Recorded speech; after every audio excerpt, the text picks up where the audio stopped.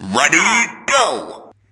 Ujian. Ujian itu akan diterapkan kalau kita mau naik kelas. Itu kalau kita pernah sekolah dulu.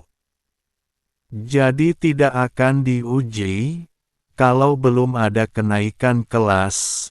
Begitu juga ketika ada kenaikan kelas, lalu kita diuji. Kok gagal dalam ujian, maka kita tidak jadi naik kelas, alias mengulang sekolah lagi, dan nanti juga akan ikut ujian lagi. Ketika kita di sekolah dulu, yang paling tidak mengenakan itu, semalaman kita belajar bab A. Ujiannya yang keluar soal bab B, yang tidak kita pelajari. Walau isi ujian itu remeh, karena tidak dipelajari, akhirnya jawaban ujiannya apa? Jadi gak tahu, padahal remeh. Misal ujiannya cuma ngisi pertanyaan, siapa nama penjual es dawet di perempatan? Kalau tahu sebelumnya, pertanyaannya kayak begitu saja. Kan bisa tanya sebelumnya, namanya siapa? Padahal kadang tiap hari beli es dawetnya, tapi karena tidak tahu, itu nama orang akan dijadikan pertanyaan ujian, jadi gak nanya. Dalam hidup itu juga seperti itu, ujian akan diberikan oleh Allah, karena kita dianggap sudah pantas naik kelas. Maka diturunkan ujian oleh Allah, dan ujian itu selalu sesuatu yang tidak kita sangka dan kita duga. Tapi yang jelas Allah selalu menguji dengan sesuatu yang tidak jauh dari keseharian kita. Bisa saja ujian itu dari suami, istri, anak, tetangga, harta, dan lain-lain. Intinya ujian itu agar kita selalu bersabar dan ridho terhadap ketentuan Allah, tidak menolak dan tidak berontak. Tapi rata-rata manusia itu ketika diuji, maka tidak kuat, karena hilang kesadaran dan akal budi. Bahwa apa yang menimpa itu dari Allah. Ujian yang amat sederhana akan berat, karena tidak memahami apa maksud ujian itu menimpa, sehingga ujian menggoncangkan kesadaran dan menggoyahkan keyakinan. Padahal ujian itu datang dari Allah, dan memang Allah datangkan ujian itu sesuai dengan kadar kita. Tapi tidak sesuai dengan kehendak kita. Saya umpamakan semalam kita mempelajari A.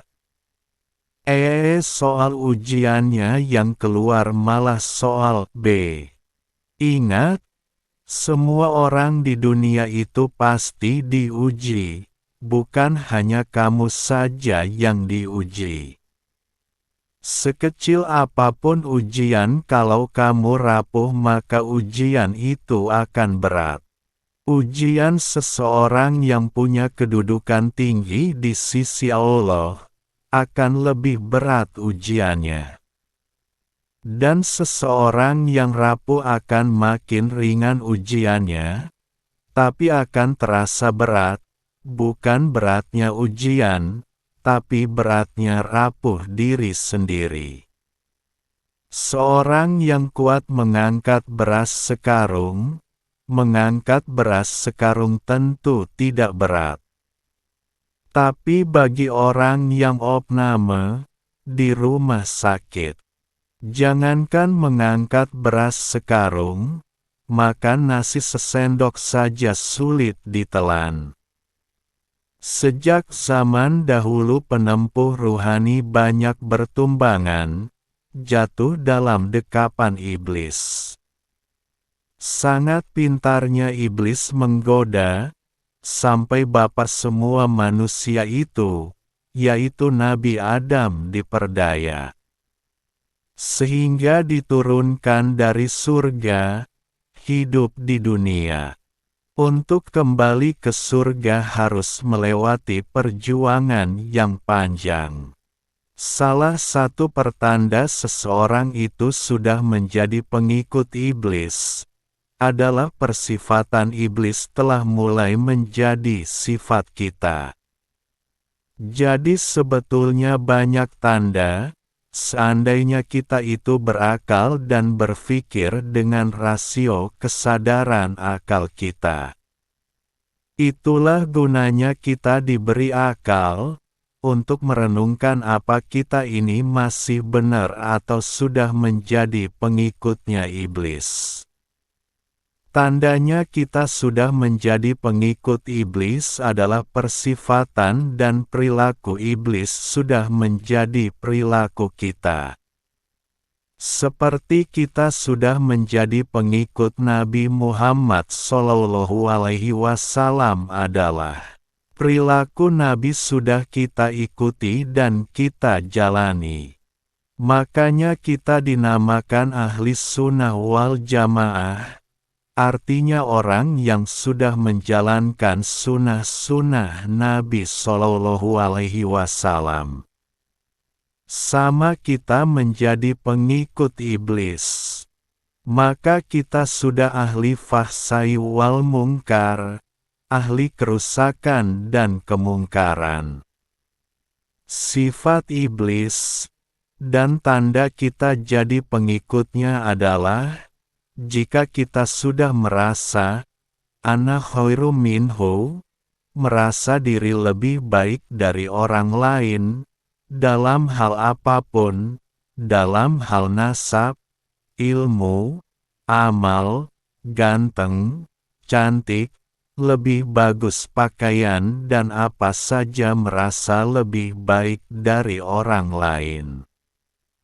Tanda kita merasa lebih baik dari orang lain adalah kita lantas menghina dan meremehkan orang lain. Cobalah kalau di WC, diukrek-ukrek apa yang keluar dari lubang pembuanganmu, emas apa intan. Apa kamu merasa yang keluar dari situ lebih hebat dari orang lain? Coba ambil dan berikan kepada orang lain, apa ada yang mau? Kalau ada yang mau, memang berarti kamu lebih baik dari orang lain. Kalau belum ada yang mau, ya berarti kamu tidak lebih dari orang lain. Lalu sifat iblis yang lain menunjukkan tanda kita itu pengikutnya adalah kamu akan marah pada orang lain. Al-Ghadabu minasyaiton, marah itu dari setan. Kamu merasa marah, itu tanda kamu sudah memiliki sifat iblis di dirimu. Sifat iblis yang lain adalah iri, dengki. Iri terhadap pencapaian yang dicapai orang lain. Semua itu bermula dari persifatan ana khairum minhu, saya lebih baik dari dia, kamu merasa lebih baik dari siapapun. Dan lalu ujung-ujungnya akan beranak, sifat merasa lebih baik dari orang lain itu menjadi ibu dari sifat-sifat tercela, mengadu domba, memfitnah, menghujat, mencela, dan berbagai sifat-sifat buruk. Awalnya sama dengan waktu iblis merasa lebih baik dari Nabi Adam. Waktu akan membuktikan, kau kekal bersama iblis di neraka atau kau memilih menceraikannya, dan lebih memilih tak menjadikan dia sebagai teman. Allah membiarkan kita mempunyai pilihan, jika kita memilih di neraka dengan iblis. Sungguh Allah telah menyediakan sepedih-pedihnya tempat kembali. Dan jika kita sadar mau kembali pada Allah, dan bertaubat, itu juga kembali kepada kita sendiri. Kita fasik, Allah tidak dirugikan, dan kita soleh, Allah juga tidak diuntungkan. Semua kembali ke diri kita masing-masing.